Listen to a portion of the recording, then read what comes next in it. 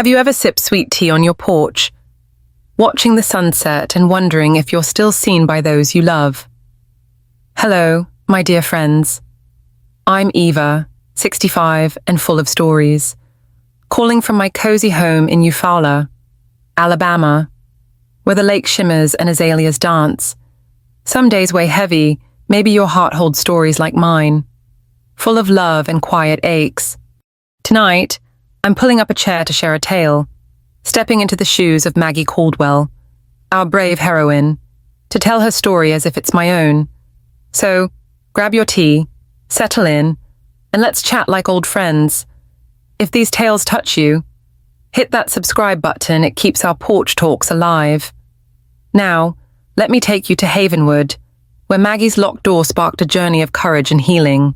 Have you ever walked into your own home and felt like a stranger? I did, on a crisp fall afternoon last year, when the golden sunlight spilled through the windows of Havenwood Estate and the air carried the scent of fallen leaves.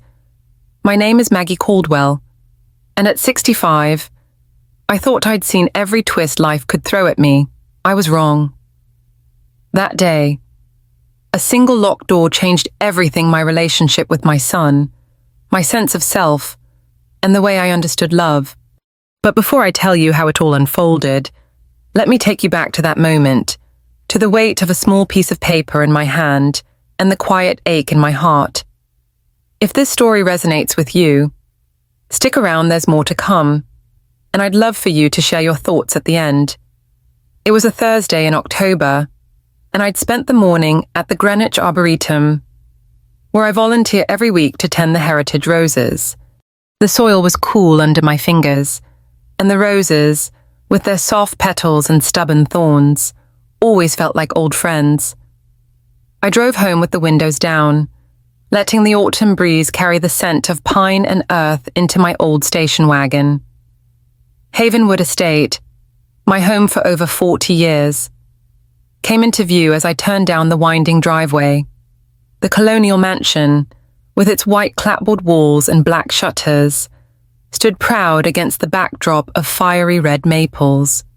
To me, it wasn't just a house, it was a keeper of memories, a place where every creaky floorboard and chipped teacup told a story. I parked by the garden, where the last of the roses clung to their stems, and carried my gardening gloves inside. The foyer greeted me with its familiar warmth, the grandfather clock ticking steadily, the faint smell of lemon polish Rosa, my housekeeper, used on the banister. I was looking forward to a quiet afternoon in my bedroom, maybe with a cup of chamomile tea and a poetry book, Emily Dickinson. Most likely. My bedroom wasn't grand, but it was mine. A 4-poster bed with a quilt my mother made, a small writing desk by the window, and a shelf of books that had seen me through the loneliest nights after my husband, Henry, passed away. It was my sanctuary, the one place I could close the door and feel whole. I climbed the stairs, humming an old tune, and reached for the doorknob to my room. It didn't turn. I frowned, thinking the door was stuck. Old houses have their quirks. But then I saw it a sleek, silver keypad lock, gleaming like something out of a sci-fi movie, bolted onto my door. My heart stuttered. Taped below it was a folded note.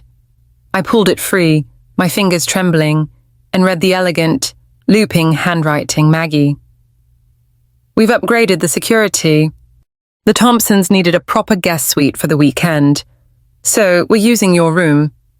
Your essentials are in the blue guest room. Don't worry, we'll remove the lock after they leave.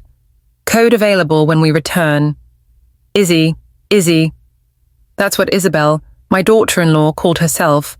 To me, she was always Isabel, with her sharp smile and sharper ambitions. I stood there, the note crinkling in my hand, and felt a coldness settle in my chest. This wasn't just about a lock. It was about being pushed out, erased from my own space. Havenwood wasn't just bricks and mortar. It was where Henry and I brought Lucas home as a baby, where we laughed over late-night coffee, where I mourned Henry after his stroke took him 20 years ago. That room held every whispered prayer, every tear I'd shed raising Lucas alone. And now, it was off limits, claimed for strangers I didn't even know. I sank onto the top step of the staircase, the note still in my hand, and let the silence of the house wrap around me. The grandfather clock ticked below, steady as a heartbeat. Outside, the wind rustled the leaves, and I could almost smell the roses from the garden. But inside, I felt like a guest in my own life. You know that feeling, don't you? When the people you love most start to see you as an afterthought, a shadow in their story. I'd given everything to Lucas, my time, my savings, my heart. I sold my mother's sapphire ring to pay for his tuition at Yale, kept Havenwood's gardens blooming as a legacy for him, but somewhere along the way, I'd become invisible.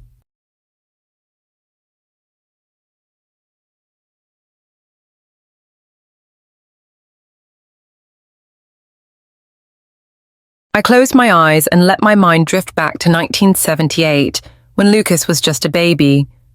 Henry and I had stood in that very bedroom, our arms around each other, watching Lucas sleep in his wooden crib. The moonlight painted silver patterns on the floor, and Henry whispered, "Maggie, this boy's gonna do big things. We'll make sure of it." I smiled, my heart so full it hurt. We'd dreamed of Lucas growing into a man of purpose, maybe an architect, building homes as beautiful as the ones he scribbled in his sketchbooks. Back then, Havenwood was our haven, a place where love held us together. How had it come to this, a locked door and a note that felt like a slap? I don't know how long I sat there, but the sound of Rosa's footsteps snapped me back to the present. Rosa Alvarez, my housekeeper and friend for nearly 30 years, appeared at the foot of the stairs, her dark eyes wide with concern. "Mrs. Maggie, you okay up there? You look like you've seen a ghost." I held up the note, my voice barely above a whisper. They locked my bedroom. Rosa, Isabel and Lucas. They put a new lock on it for their guests.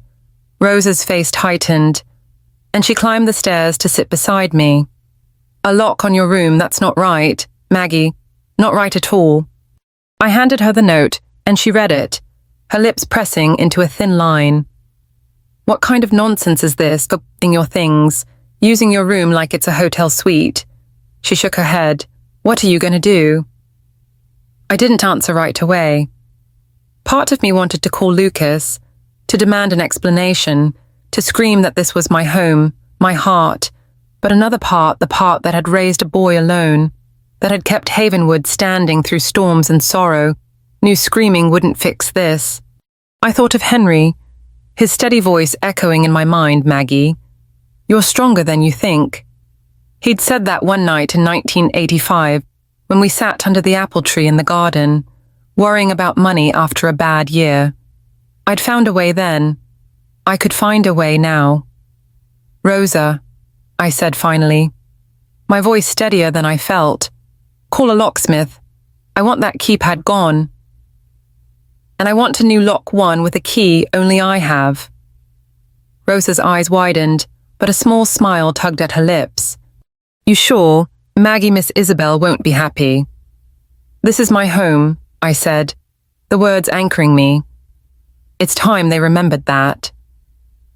Rosa nodded and pulled out her phone, already dialing. As she spoke to the locksmith, I stood and walked to the window at the end of the hall. The garden stretched out below, the roses glowing in the fading light.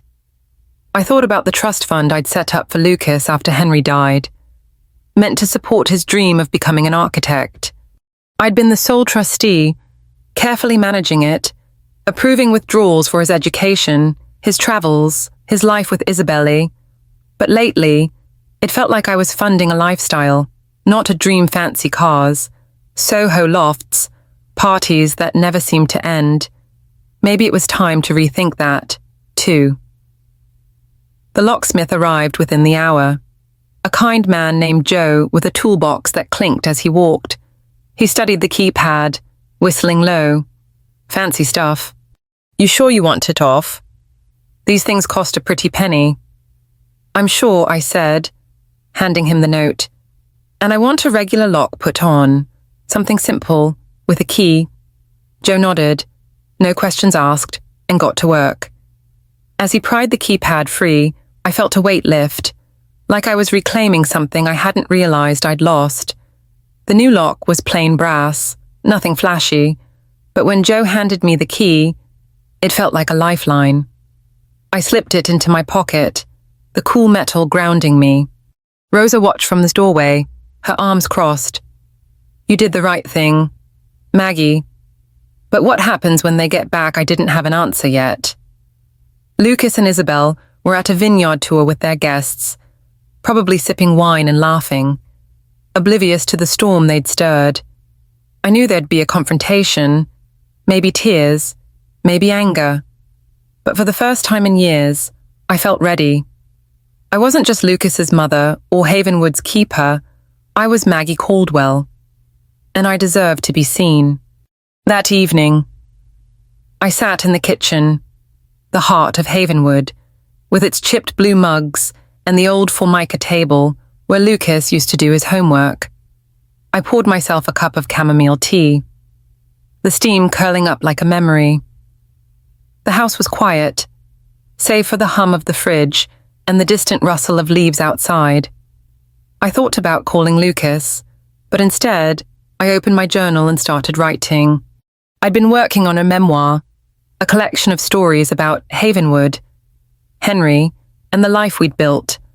Writing felt like tending the roses slow, careful, but healing. I wrote about that locked door, about the ache it left, and about the key now resting in my pocket. I remembered another night, years ago, when Lucas was 12. Henry had just passed, and I found Lucas in the carriage house, sketching a building with soaring arches.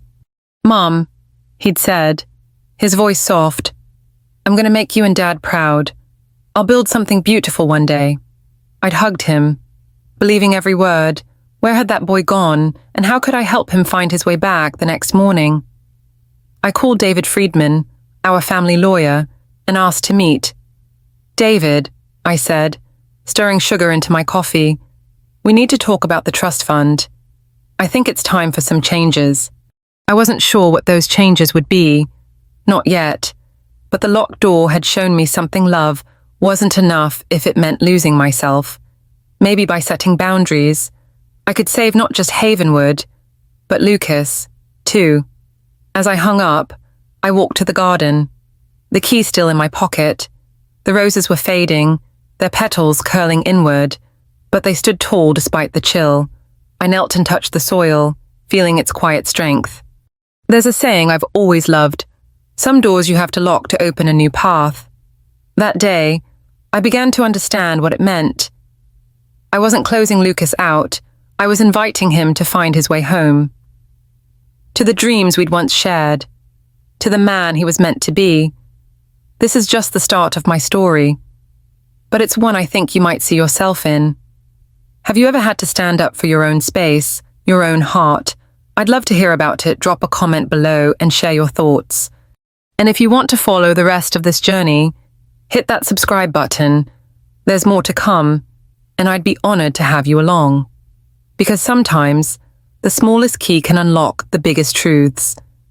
There's something about an old house that holds you close, like a friend who knows all your secrets. Havenwood Estate has been that for me, my shelter, my memory keeper, my heart.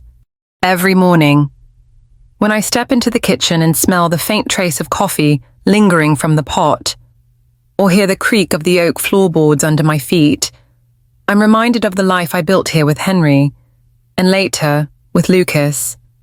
But lately, those same floorboards seem to groan under the weight of something else change, maybe, or the slow drift of my son and his wife away from me. Have you ever felt a place you love start to slip through your fingers? Not because it's gone, but because the people in it don't see it the way you do. That's when my story picks up, in the quiet corners of Havenwood, where love and loss began to tangle.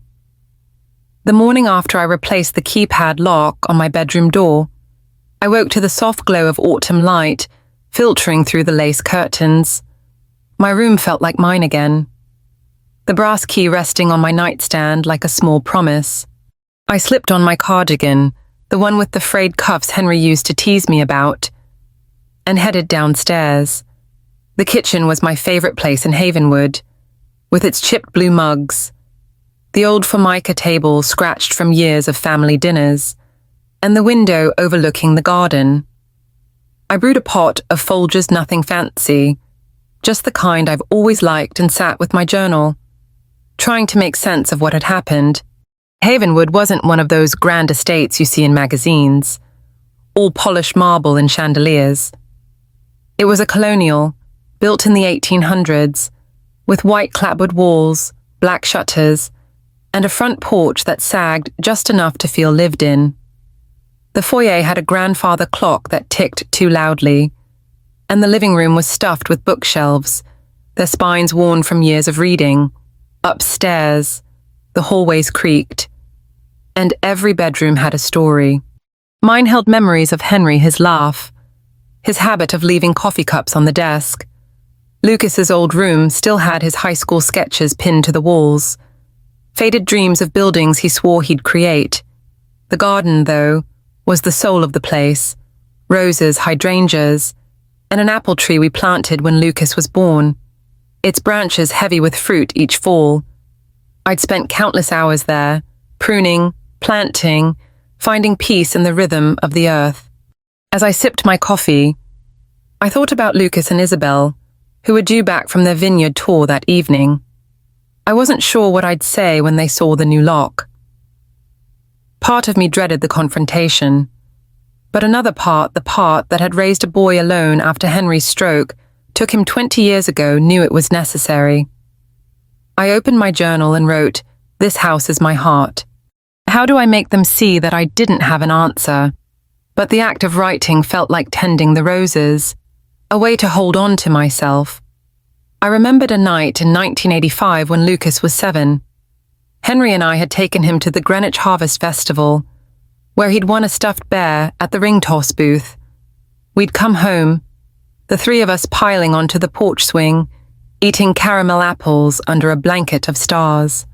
Lucas had looked up at the house, its windows glowing like lanterns, and said, "Mom, Dad, is Havenwood the best place in the world?" Henry had laughed, ruffling his hair. "It's pretty close, kiddo. As long as we're here, it's home." That memory stung now, because Lucas didn't look at Havenwood that way anymore. Somewhere along the way, it had become a pit stop, a backdrop for Isabel's parties, or a place to store their extra luggage. Lucas was 32 now, a far cry from that wide-eyed boy. He'd been a dreamer as a kid, always sketching houses, bridges, towers, and the carriage house we'd turned into his studio. His talent got him into Yale's architecture program, and I'd celebrated by setting up a trust fund with Henry's estate, meant to support his education and, one day, his own firm. I was the sole trustee, a role I took seriously, structuring it so Lucas could access funds for school, professional growth, and milestones. "Mom, this is incredible," he'd said when I explained it, his eyes bright. "I'll make you and Dad proud," and for a while, he did. His professors praised his designs, and he talked about creating buildings that made people feel something. But then he met Isabel.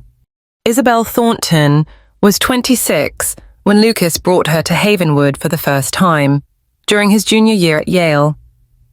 She was a public relations major, all sharp cheekbones and sharper confidence, with a laugh that filled a room. I wanted to like her, I did. I'd spent days preparing for their visit, baking Henry's favorite apple pie and setting the dining room table with my mother's linen. When I gave Isabel a tour of the house, she'd walk through the rooms with a polite smile, her heels clicking on the hardwood. "It's very traditional," she said, her tone suggesting it wasn't a compliment. "Have you ever thought about updating? My parents just redid their place in the Hamptons. I could give you their designer's number." I'd smiled, brushing it off. Havenwood's been in the family for generations. I like keeping its history alive. But Lucas jumped in, his voice a little too quick. Mom's sentimental about the place. Izzy, it's a whole thing. His words caught me off guard, like a pinprick. Sentimental. Was that how he saw me now? I'd always thought he loved Havenwood as much as I did, but there was a new edge to him, a need to impress Isabel that I hadn't seen before. That was the first sign, subtle but sharp, that things were shifting.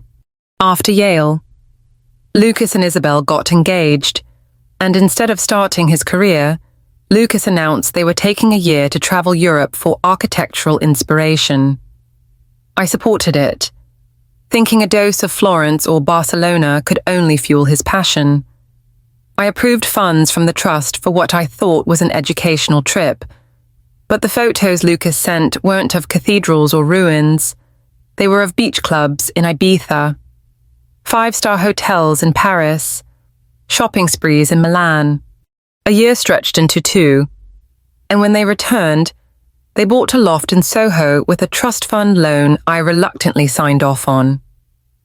Lucas talked vaguely about networking and building connections, but there were no blueprints, no projects, just endless parties and promises of a design firm that never materialized.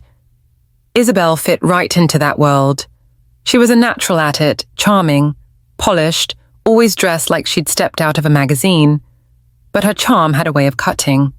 During one of their visits to Havenwood, she'd walked into the living room, where I'd hung a family photo from Lucas's high school graduation. "Oh, Maggie," she said, tilting her head. "These old frames are so quaint. You should swap them for something sleek. Our friends in the city would die if they saw this." I'd laughed, trying to keep the peace, but her words lingered like a bruise. Their visits became more frequent, each one leaving a mark. They'd arrive with suitcases, as if Havenwood were a vacation home, and Isabel would rearrange things without asking. Once, she replaced my mother's hand-stitched curtains with stark white ones she called modern. Another time, she rolled up a Persian rug Henry and I had bought on our honeymoon, saying it clashed with her aesthetic. Lucas never stopped her. He'd shrug, flash a sheepish smile, and say, "Izzy's got a vision. Mom, you know how she is, but I didn't know, not really. I only knew that my home, my haven, was starting to feel like someone else's stage." One evening, after they'd left for another trip, I found Rosa in the kitchen, scrubbing the counters with more force than necessary. "Mrs. Maggie," she said, her voice low, "you let them walk all over you. This is your house. Why don't you say something, poured us both a cup of tea and sat at the table? The same one where Lucas used to do his math homework. I don't want to push Lucas away. Rosa, he's all I have left of Henry. And Isabel. She makes him happy, doesn't she?" Rosa snorted, setting her mug down.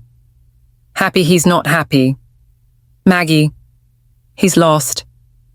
And that girl, she's not here for Havenwood or you. She's here for what she can take." Her words hit hard, but I didn't want to believe them. I thought of a memory from 1990 when Lucas was 17. He'd come home from school.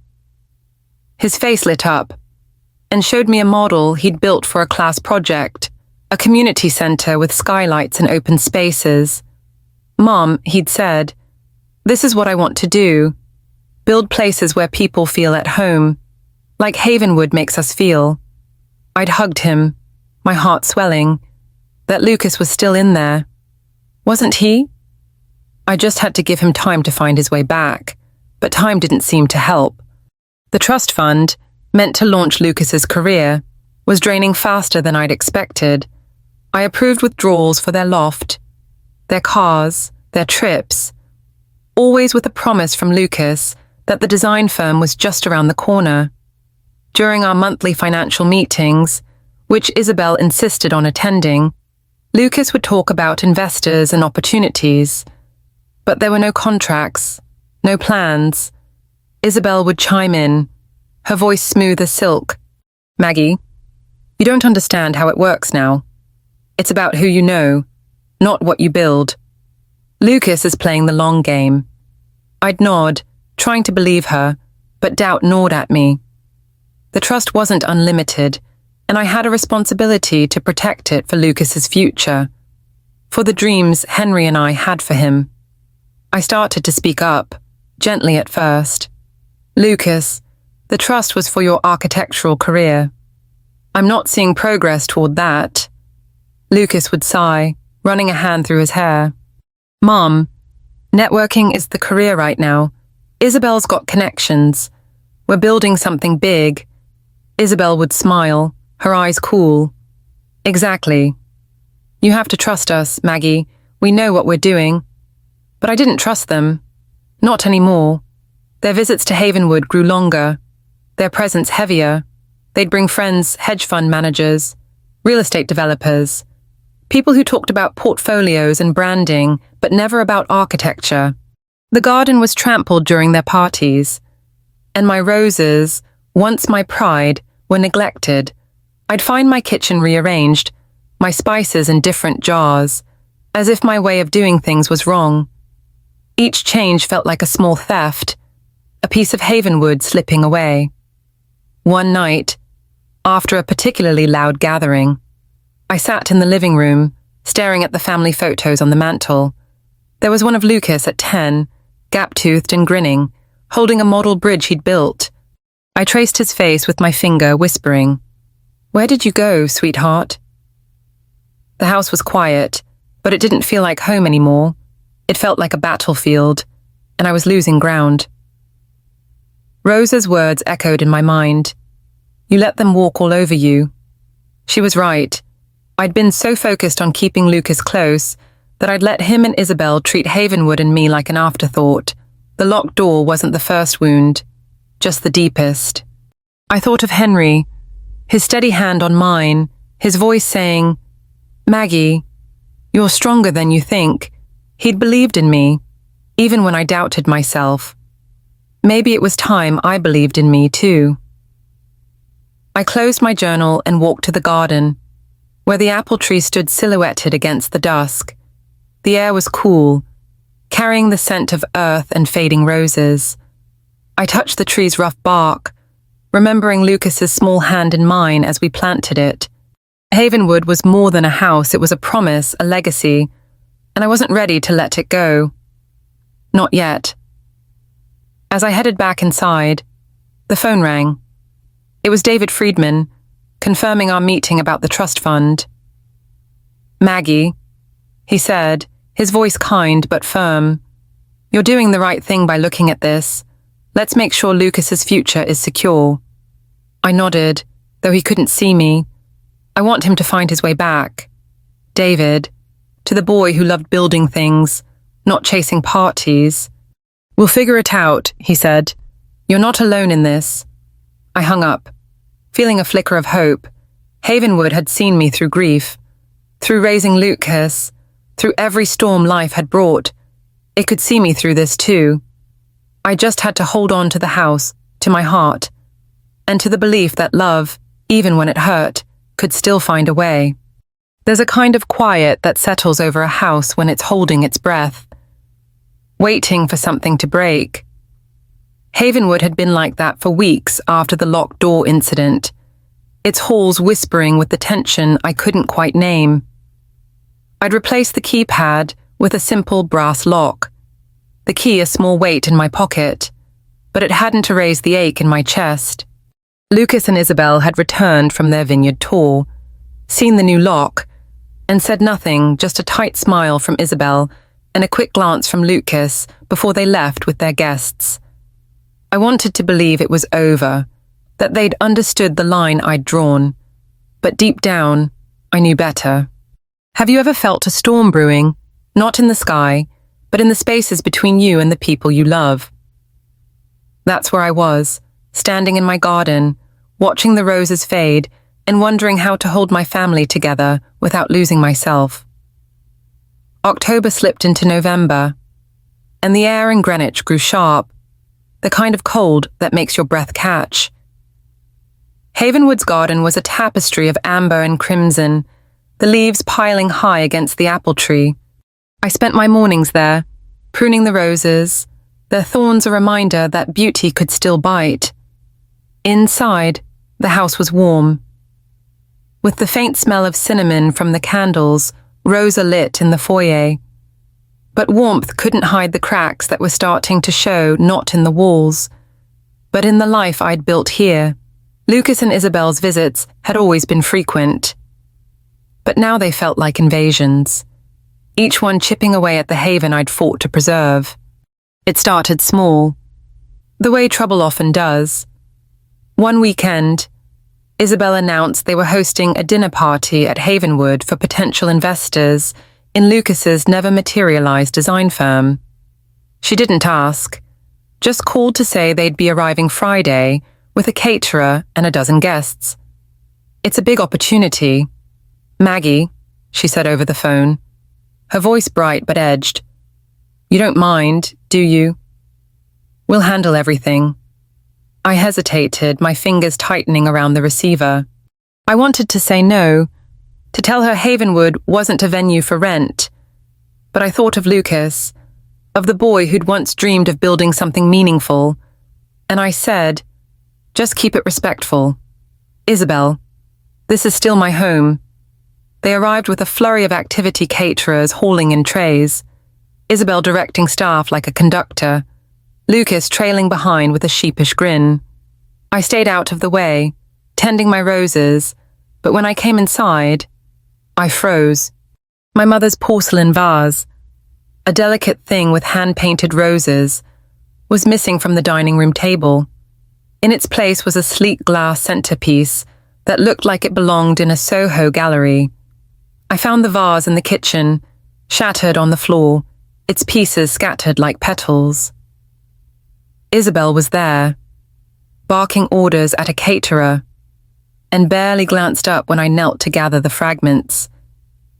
"Isabel," I said, my voice trembling. This was my mother's. It's been in the family for generations. She turned, her eyes flicking to the broken pieces. "Oh, Maggie, I'm so sorry," she said, but her tone was light, almost dismissive. "It was an accident. These things happen at parties. We'll get you a new one, something nicer, more modern." She flashed a smile and turned back to the caterer, as if the vase and my pain were already forgotten. I stood, clutching the shards, and felt a heat rise in my chest. It wasn't just the vase, it was the carelessness, the assumption that my history could be replaced with something nicer.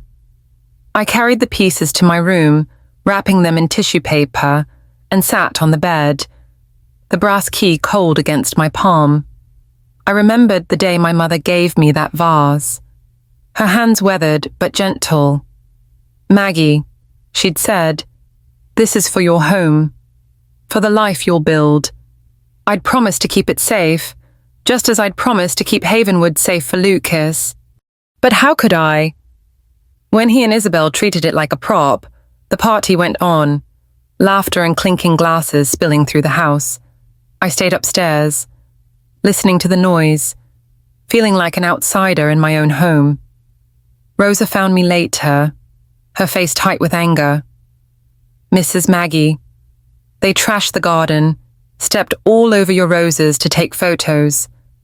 And that Isabel, she didn't even say thank you." I sighed, rubbing my temples. They're just caught up in their world. "Rosa, Lucas will come around." Rosa shook her head, setting a mug of chamomile tea in front of me. "He's not coming around. Maggie, not as long as she's pulling the strings. You need to do something, or you'll lose this place and him." Her words stung, but they weren't new. I'd been feeling it for months, maybe years, the slow drift of Lucas away from the boy who'd once loved Havenwood as much as I did. I thought of a memory from 1990 when Lucas was 12. Henry had just passed, and I'd found him in the carriage house, hunched over a sketch of a library with soaring windows. "Mom," he'd said, his voice thick with grief, "I'm going to be an architect, like Dad wanted. I'll make you proud." I'd hugged him, my tears soaking his hair, believing he'd keep that promise. But now, at 32, he was chasing Isabel's dreams, parties, connections, a life that sparkled but left no mark. The next blow came on my 65th birthday, a week later. I'd never made a fuss about birthdays, but Lucas always called, even when he was at Yale. This year, I waited, checking my phone as the day wore on. By evening, there was nothing, no call, no card, just silence. I baked myself a small apple pie, the kind Henry loved, and sat in the kitchen, the radio playing soft jazz. The pie was warm, its cinnamon scent filling the air, but it tasted like loneliness. At 10 p.m., my phone buzzed with a text from Lucas. "Hey Mom, crazy day in the city. Happy birthday." Hope it was great. No apology, no warmth, just a hurried message sent as an afterthought. I stared at the screen, my throat tight. I pictured him in their Soho loft, surrounded by Isabel's friends, laughing over cocktails while I sat alone in the house that had raised him. I wanted to call, to tell him how much it hurt. But I didn't. Instead, I walked to the garden, the moonlight silvering the roses. I touched the apple tree, its bark rough under my fingers, and whispered, "Henry, what am I doing wrong?" The wind answered, soft and cold, but it carried no solutions. The final straw came a few days later, when Lucas and Isabel arrived unannounced for the weekend. I was in the living room, sorting through old photos for my memoir. When they breezed in, their suitcases thumping against the floor, Isabel was on her phone, her voice sharp. "Yes, we need the space for the weekend. Tell Robert to bring the contracts." She hung up and turned to me, her smile practiced. "Maggie, we're just here for a quick stay. You don't mind, right? Lucas has a big meeting with an investor." I set the photos down, my hands steady but my heart racing. "Isabel, this is my home. I'd appreciate it if you asked before making plans." She blinked, caught off guard, then laughed a sound like breaking glass. "Oh, Maggie, don't be so territorial. We're family. Besides, Lucas will inherit this place someday. Won't he? We're just sprucing it up." She gestured to the living room, where she'd rearranged my furniture, pushing my mother's armchair to a corner to make room for a sleek coffee table. Lucas, who'd been quiet, stepped forward, his expression uneasy. "Mom, it's not a big deal. We're just trying to make things nice for the meeting." I looked at him, searching for the boy who'd once promised to make me proud. "Lucas," I said softly, "this house isn't just a place to make things nice. It's our history, your father's, mine, yours. Don't you remember?" He shifted, avoiding my eyes. "I remember, Mom. But things change. Isabel's got a vision, and I trust her." His words cut deeper than the locked door. I wanted to shake him, to remind him of the sketches he'd poured his heart into, the dreams that had nothing to do with investors or Soho. But I didn't. I nodded, swallowing the hurt, and said, "I hope your meeting goes well." That night, I couldn't sleep. I sat in my bedroom, the brass key on the nightstand, and opened my journal. I wrote about the vase, the birthday, the furniture, small wounds that added up to something larger. I thought of Rosa's warning, "You'll lose this place and him." I couldn't let that happen. Not to Havenwood, not to Lucas. I remembered a moment from 2000 when Lucas was 20 and home from Yale for the summer. We'd sat on the porch swing, sipping lemonade, and he'd talked about his first architecture class. "Mom," he'd said, his eyes alight, "it's like solving a puzzle, but the answer is a place where people can live, love, dream. I want to do that forever." That Lucas was still there, buried under Isabel's glitter and his own doubts. I had to help him find his way back. The next morning, I called David Friedman, my lawyer, and asked to meet. David, I said, stirring cream into my coffee, I need to talk about the trust fund. It's not working the way Henry and I intended. He paused, his voice gentle. Maggie, you've been generous with Lucas, maybe too generous. What are you thinking? I'm thinking it's time to set some rules, I said. The trust was for his architectural career, not for parties or lofts. I want to make sure it's used right for his future, not his lifestyle.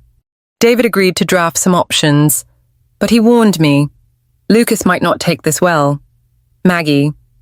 And Isabel, she's not one to back down. I know, I said, my voice steady. But I'm not doing this to punish them. I'm doing it to save him. As I hung up, I walked to the garden, where the roses were bowing under the weight of early frost. I knelt and touched their petals, soft and fragile but still holding on. Havenwood had weathered storms before grief, loss, time. It could weather this too. I just had to be strong, like the roses, like the woman Henry had always believed I was. I slipped the brass key into my pocket and took a deep breath. The cracks in our foundation were growing. But maybe, just maybe, they could lead to something new, a chance to rebuild, not just for Lucas, but for me. Sometimes, the hardest thing you can do is draw a line not out of anger, but out of love. That's what I learned in the weeks after the locked door. As the autumn leaves fell, and Havenwood stood quiet under a grey November sky. The brass key to my bedroom stayed in my pocket, a small reminder that I'd taken a stand. But it wasn't enough. My son, Lucas, and his wife, Isabel, were drifting further away, caught in a world of Soho parties and empty promises. And I was losing them not just to their choices, but to the trust fund I'd let them lean on too long. Have you ever had to make a choice that felt like it might break your heart, but you knew it was the only way to mend it? That's where I found myself, in the kitchen of Havenwood, signing papers that would change everything. The morning I met David Friedman, my lawyer, was cold, the kind of cold that seeps into your bones. I drove to his office in downtown Greenwich, past the quaint shops with their twinkling holiday lights and the town green dusted with frost.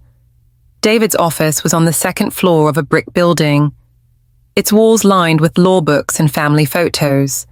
He greeted me with a warm handshake and a mug of coffee. The kind you'd find in any Connecticut diner strong. No nonsense. Maggie, he said, settling into his chair, you look like a woman with a mission. I smiled, though it felt brittle. I suppose I am. David, I need to talk about the trust fund. It's not doing what Henry and I meant it to do. David nodded, pulling out a file. You've been generous with Lucas, maybe too generous. What's on your mind? I took a sip of coffee, the warmth grounding me. The trust was for Lucas's architectural career, his education, his dreams. But all I see is money going to lofts, cars, parties. He's not building anything. David, he's not even trying. David leaned back, his expression kind but serious. As the sole trustee, you have the power to set conditions. You could tie distributions to specific milestones, say, working in architecture, producing actual designs. But Maggie, you know Lucas and Isabel won't take this lightly. I know, I said, my voice steady, but I'm not doing this to punish them. I'm doing it to save him from himself, from Isabel's world, from everything that's pulling him away from who he was. We spent hours going over options, drafting terms that would require Lucas to work in his field to access funds. The new rules were simple but firm. Any withdrawal had to be tied to legitimate architectural projects, verified by contracts or employment, no more blank checks for networking or investors. As I signed the papers, the pen felt heavy in my hand, but the kitchen table back at Havenwood came to mind its scratches from Lucas's childhood, the nights we'd sat there dreaming of his future. This wasn't about locking him out. It was about opening a door back to that boy. When I got home, I stood in the kitchen, the signed documents on the counter, and poured myself a cup of chamomile tea. The house was quiet, save for the hum of the radiator and the distant rustle of leaves outside. I thought of a memory from 1987 when Lucas was 9. Henry and I had taken him to the Greenwich Library, where he'd found a book on Frank Lloyd Wright. He'd spent hours sketching, his small hands smudged with pencil lead. "Mom," he'd said, his eyes wide, "I want to build houses that feel like home, like Havenwood." Henry had squeezed my hand, whispering, "That's our boy." That memory was why I'd signed those papers, not to control Lucas, but to help him find that spark again. Telling Lucas and Isabel was another matter. I waited until the next weekend, when they arrived at Havenwood for what Isabel called a quick stay to decompress from the city.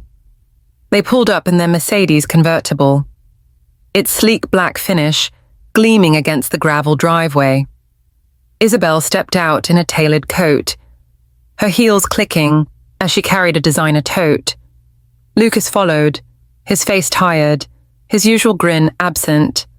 I greeted them in the foyer, the grandfather clock ticking behind me like a metronome. Coffee I offered, leading them to the kitchen. The air felt thick, as if the house itself knew what was coming. "Sure," Lucas said, slumping into a chair. Isabel shook her head, checking her phone. "I'm good. Maggie, we've got a tight schedule." I poured 2 mugs, sliding one to Lucas, and took a deep breath. "There's something we need to talk about," I said, my voice calm but firm. "I've made some changes to the trust fund." Lucas's head snapped up, his brow furrowing. "Changes? What kind of changes?" I set the documents on the table, their pages crisp and official. "The trust was meant to support your architectural career." "Lucas, but it's been funding other things. From now on, any withdrawals need to be tied to actual work projects, jobs, something real in your field." Isabel's phone lowered, her eyes narrowing. "What are you saying, Maggie?"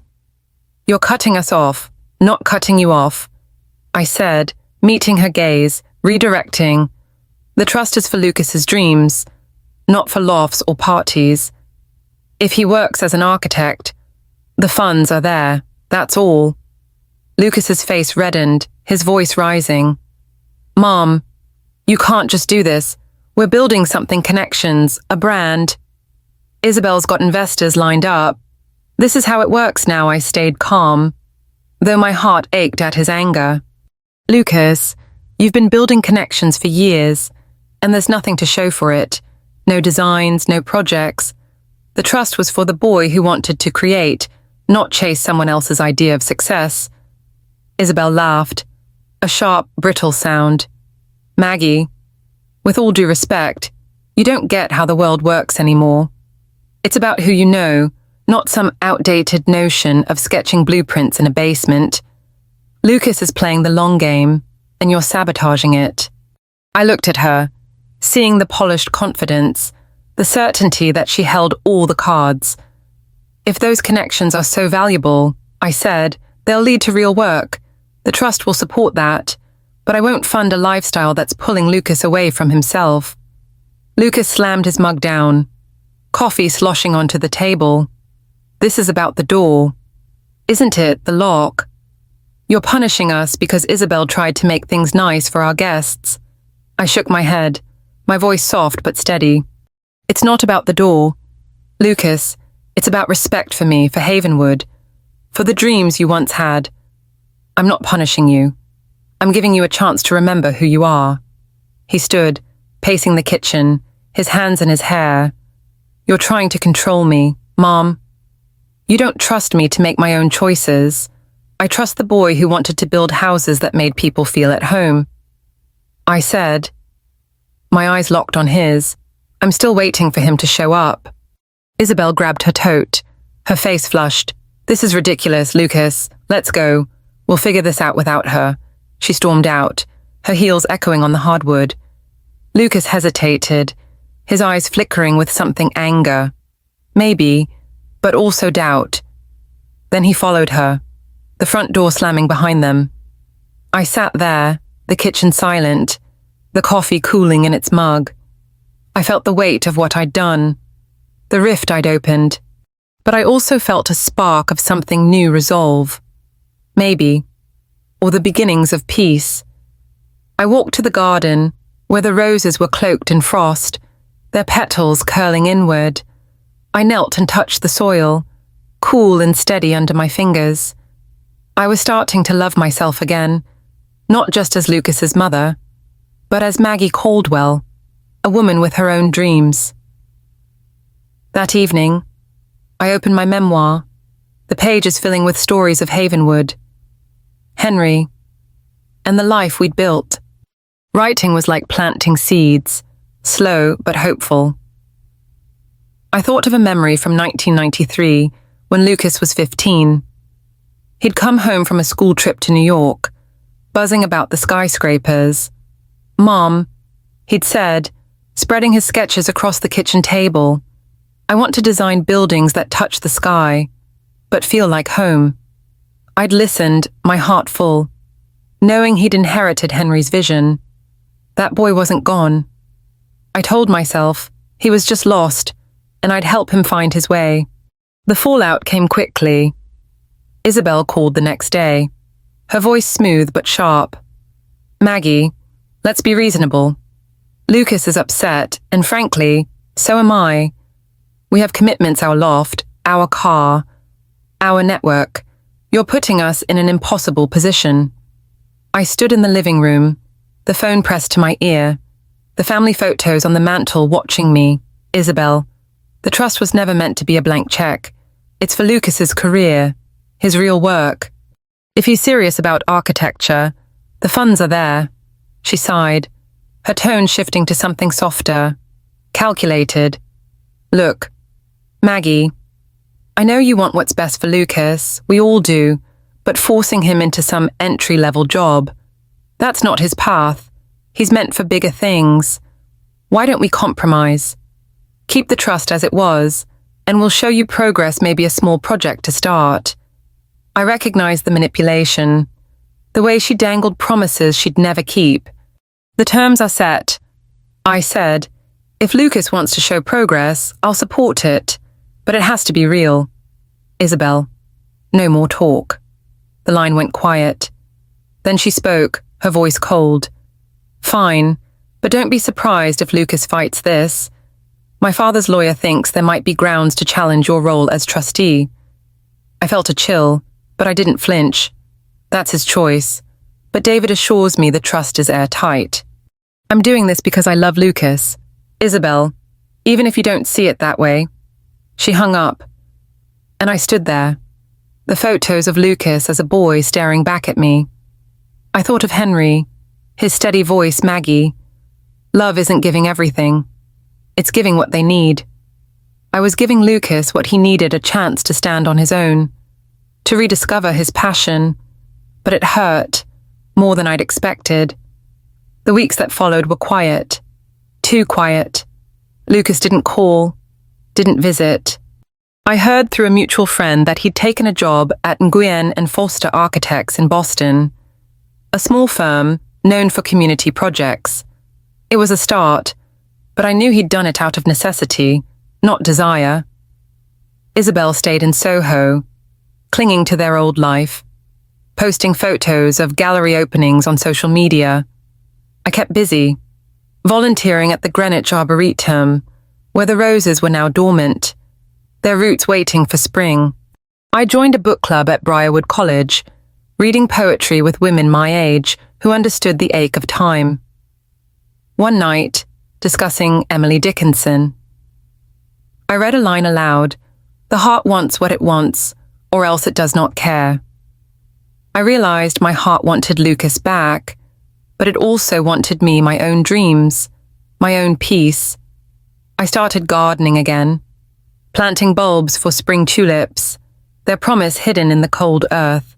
Each morning, I'd walk to the apple tree, its branches bare but strong, and think of Lucas.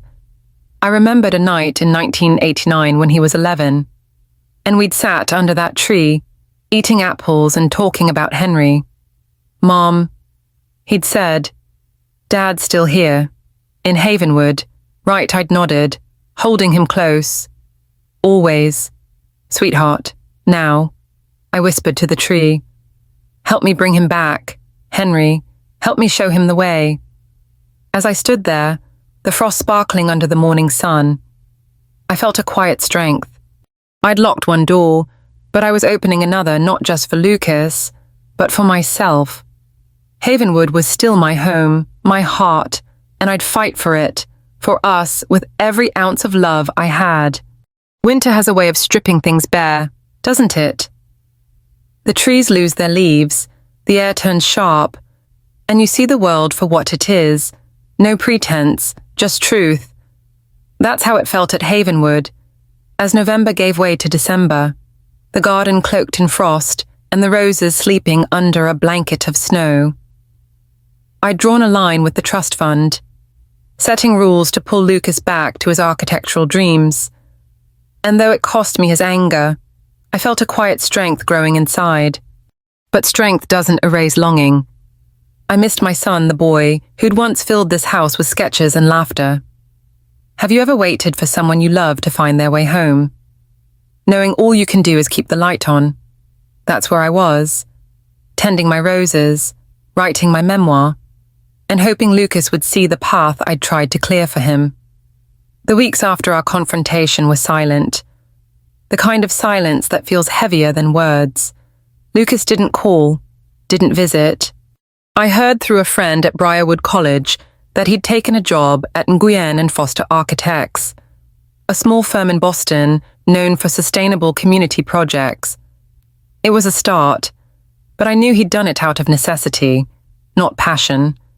Isabel stayed in Soho, posting photos of gallery openings and rooftop bars, her life a glossy veneer that hid the cracks I'd seen in her eyes. I kept busy, volunteering at the Greenwich Arboretum, where the winter roses were dormant but alive beneath the soil. I'd walk the paths, my breath fogging in the cold, and think of Lucas, wondering if he'd ever forgive me. Havenwood was my refuge, its familiar rhythms a comfort. Each morning, I'd brew a pot of Folgers in the kitchen, the steam curling up like a memory. The house was quiet, save for the creak of the floorboards and the soft hum of the radiator. I'd sit at the Formica table, scratched from Lucas's childhood, and write in my memoir, pouring out stories of Henry, Havenwood, and the boy who'd once dreamed of building homes. Writing was like gardening slow, deliberate, a way to plant hope in the hard ground of winter. I thought of a memory from 1997 when Lucas was 19. He'd come home from Yale for Thanksgiving, his duffel bag slung over his shoulder, and spent hours in the carriage house, sketching a community center with open courtyards. "Mom," he'd said, spreading his drawings across the kitchen table, "this is what I want to create, places where people feel they belong." I'd listened, my heart swelling, knowing he'd inherited Henry's gift for seeing beauty and purpose. That boy was still there, wasn't he? I just had to believe he'd find his way back.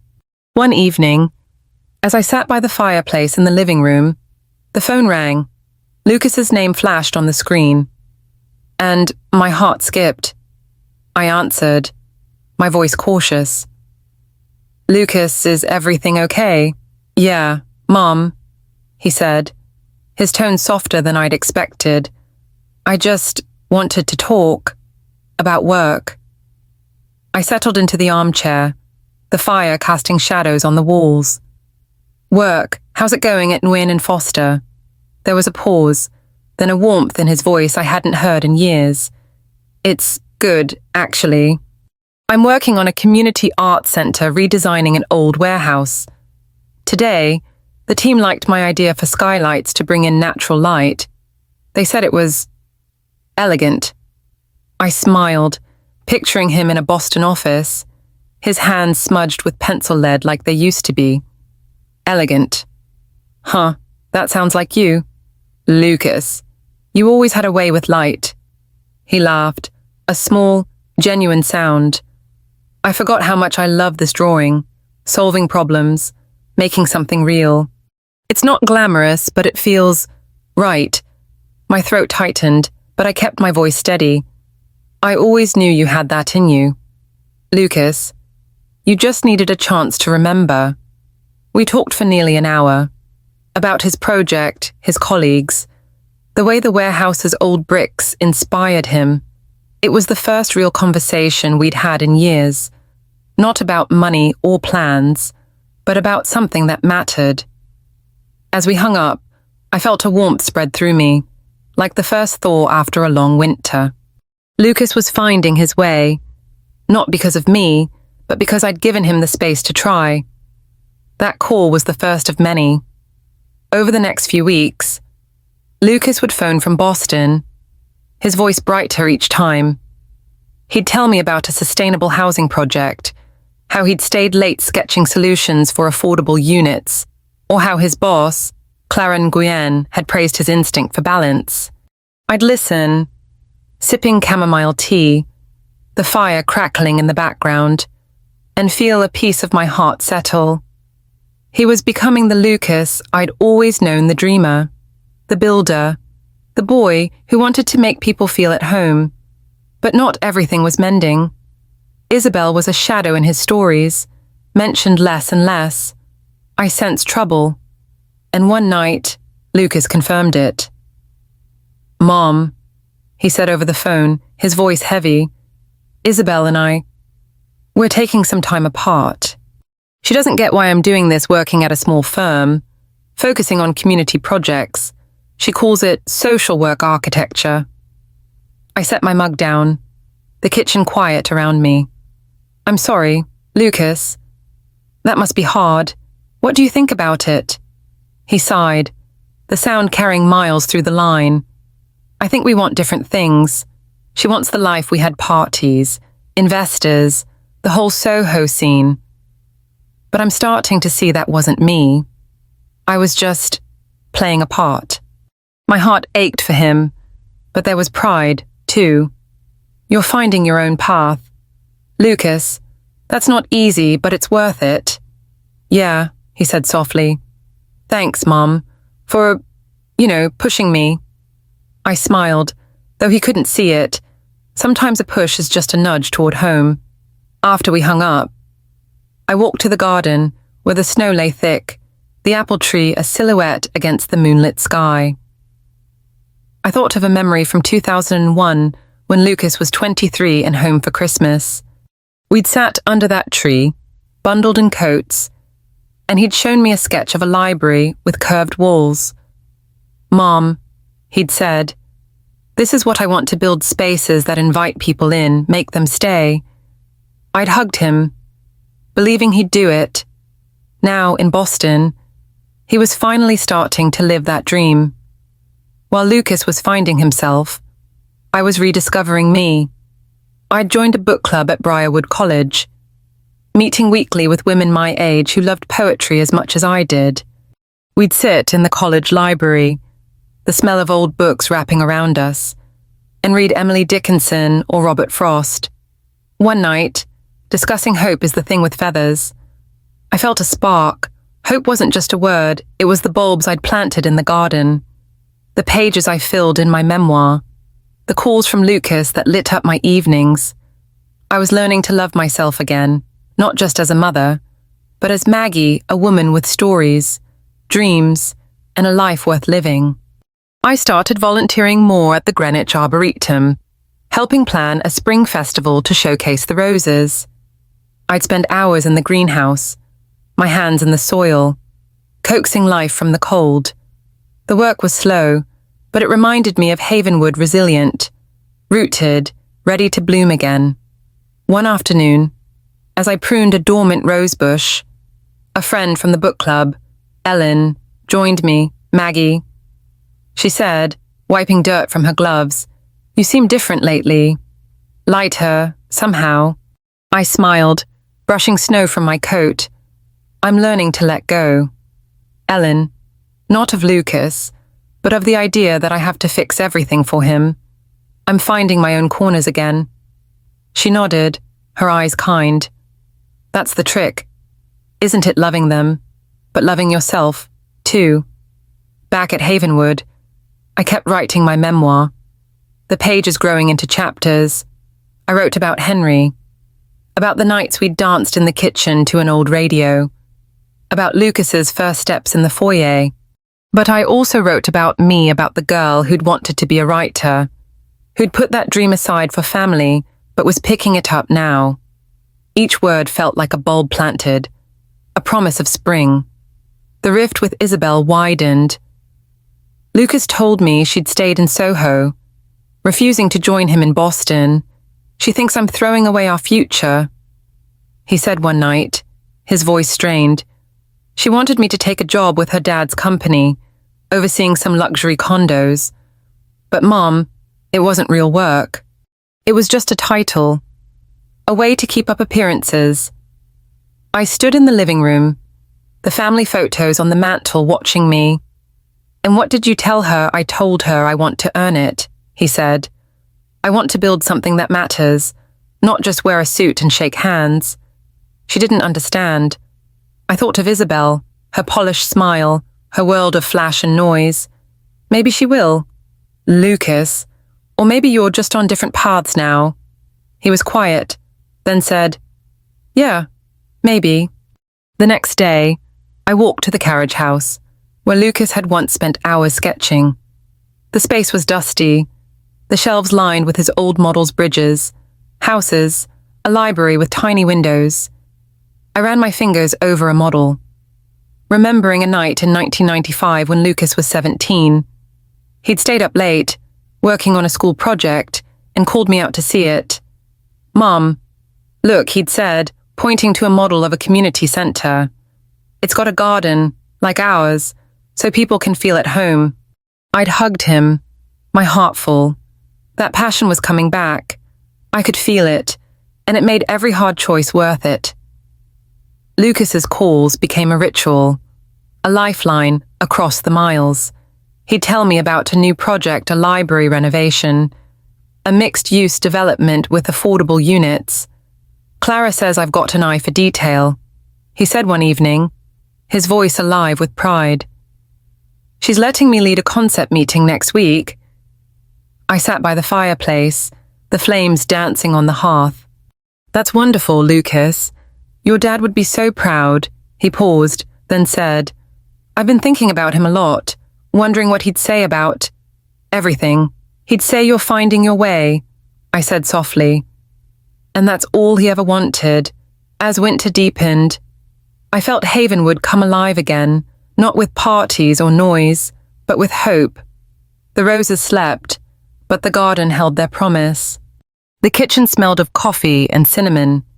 The living room glowed with firelight, and my memoir grew. Page by page, I was rebuilding. Too, not just my relationship with Lucas, but my sense of self. I thought of Ellen's words, loving them, but loving yourself, too. I was learning that balance, and it felt like spring, even in the heart of winter. One night, as I stood in the garden, the snow falling soft and silent, I touched the apple tree, its branches heavy with ice. I whispered to Henry, We're getting there. Love, he's coming home. The wind answered, gentle and cold, and I knew we'd make it not just Lucas, but me, Havenwood, all of us. Because sometimes the hardest paths lead to the truest homes. There's a moment in every winter when you feel the promise of spring, even if the snow still falls and the air bites your skin. It's not something you see, but something you sense, a shift, a softening, a whisper that life is ready to bloom again. That's how Havenwood felt as December deepened, its garden silent under a quilt of snow, its rooms glowing with the warmth of hope. I'd locked one door to protect my heart, and in doing so, I'd opened another for Lucas, for myself, for the family we were rebuilding. Have you ever stood at the edge of a new beginning, scared but certain it was right? That's where my story ends, not with an ending, but with a new key, one that unlocked more than I ever imagined.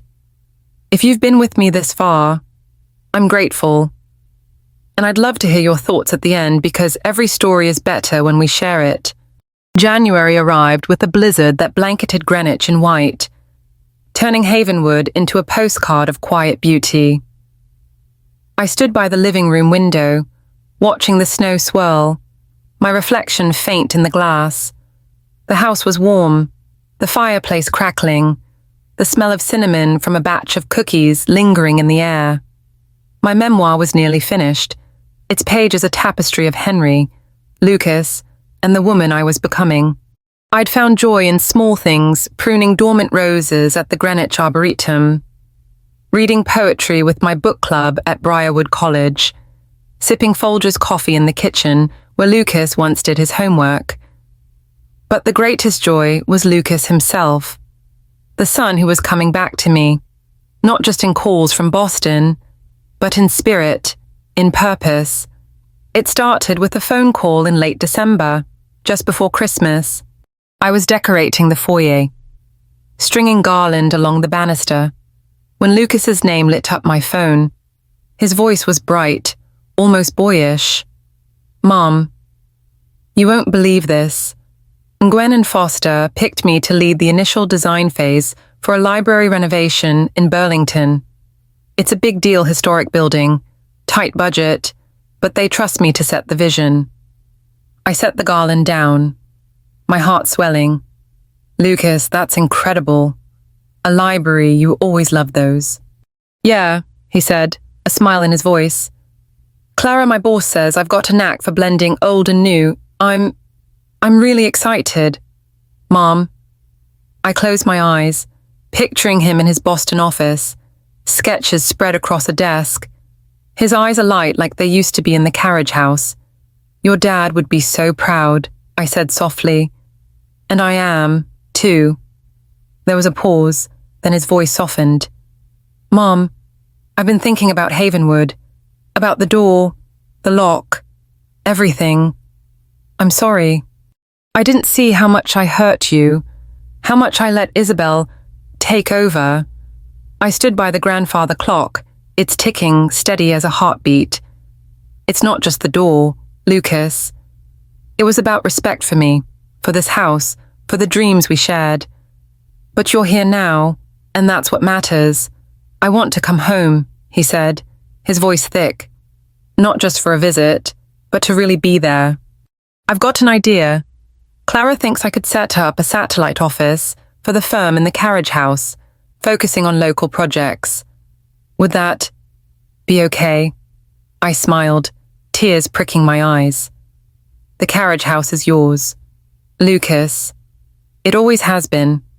We talked for hours, planning the renovation, dreaming of what the carriage house could become. It felt like old times, like the nights we'd sat under the apple tree, talking about his future. When we hung up, I walked to the garden, the snow crunching under my boots. The apple tree stood tall, its branches heavy with ice, and I whispered to Henry, "He's coming home, love." We did it. Lucas arrived the next weekend, pulling into the driveway in a beat-up sedan, a far cry from the Mercedes he'd driven with Isabel. He stepped out, his breath fogging in the cold, a portfolio tucked under his arm. I met him on the porch, and before I could speak, he hugged me, a real hug, tight and warm, not the quick embraces of recent years. "Mom," he said, pulling back, "I've missed this place." I led him inside, the foyer glowing with Christmas lights. We sat in the kitchen, the formica table between us, and he spread out his sketches for the Burlington Library. The drawings were beautiful curved walls, skylights, a reading nook that felt like a hug. "What do you think?" he asked, his eyes searching mine. "They're perfect," I said, tracing the lines. "They feel like home, Lucas, like you." He smiled, a boyish grin that took me back to 1999 when he was 21. We'd spent a summer day in the carriage house, building a model of a community centre. "Mom," he'd said, "gluing tiny windows. This is what I want to do. Make places where people feel safe, loved." I'd kissed his forehead, believing he'd do it. Now, looking at his sketches, I knew he was. We talked late into the night, the fire crackling, the kitchen warm with coffee and memories. Lucas told me about his work, his colleagues, the way designing felt like coming alive again. But there was a shadow. To Isabel. "We're officially separated," he said, his voice low. "She's staying in Soho, working with her dad's company. She thinks I've lost my ambition, but Mom, I've never felt more ambitious. I just want it to mean something." I reached for his hand, squeezing it. "You're building something real. Lucas, that's more ambitious than any party in Soho." He nodded, his eyes distant. "I should have seen it sooner. I let her world pull me away from you, from Havenwood, from myself." I thought of a memory from 1988 when Lucas was 10. He'd fallen off his bike, scraping his knee, and I'd patched him up in the kitchen. "Mom," he'd said, sniffling. Will I always mess up? I'd hugged him, saying, "No, sweetheart. You'll learn, and you'll keep going." Now, I said, "You didn't mess up. Lucas, you wandered, and you found your way back." He looked at me, tears in his eyes. "Thanks, Mom, for not giving up on me." We sat in silence, the fire's glow wrapping us like a blanket. Havenwood felt alive again, its walls humming with the love we'd rebuilt. I knew there'd be challenges: Lucas's separation, the carriage house renovation, the trust fund's new rules, but for the first time, I felt ready. A week later, an unexpected email arrived from Isabel. I was in the living room, sorting Christmas cards, when I saw her name in my inbox. My heart sank, bracing for another argument, but I opened it. "Maggie," she wrote, "I owe you an apology. I didn't respect your home, your boundaries. I grew up in a world where appearances mattered more than people, but that's no excuse. I'm starting a new job with a non-profit arts group, trying to find my own way. Lucas and I are done. But I wish him well, and you too. Thank you for showing me what respect looks like, even if it took me too long to see it."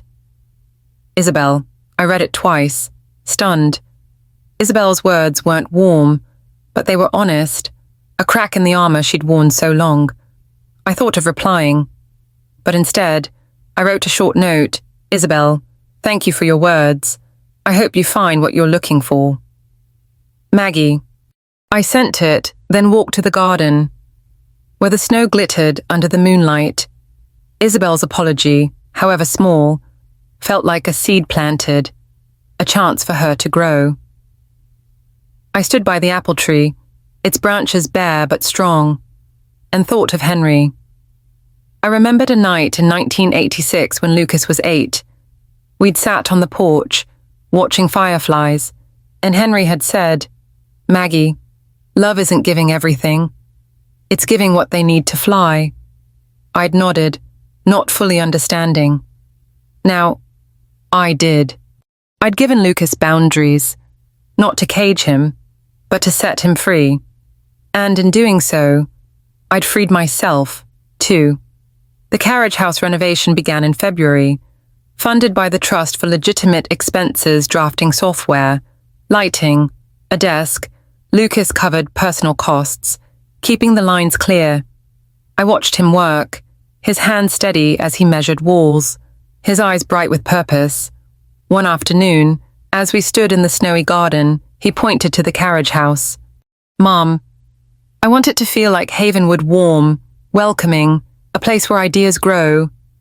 I smiled, touching the brass key in my pocket. "It will, Lucas. It already does." That night, I finished my memoir. The final chapter, a letter to Havenwood. I wrote about the locked door, the key, the boy who came home. I wrote about me, the woman who'd learned to love herself, to stand tall like the roses in winter. As I closed the notebook, I walked to the garden, the moonlight casting long shadows across the snow. The apple tree stood sentinel, its roots deep, its branches reaching for the sky. I thought of Henry, of Lucas, of the life we'd built.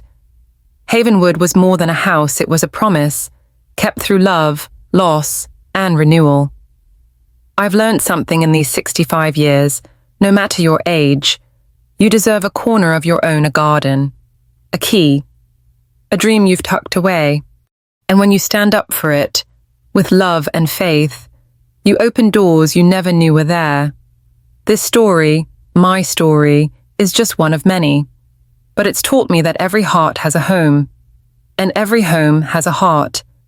If you've felt that spark of renewal, that moment when you claimed your own space, I'd love to hear about it. Drop a comment below and share your story.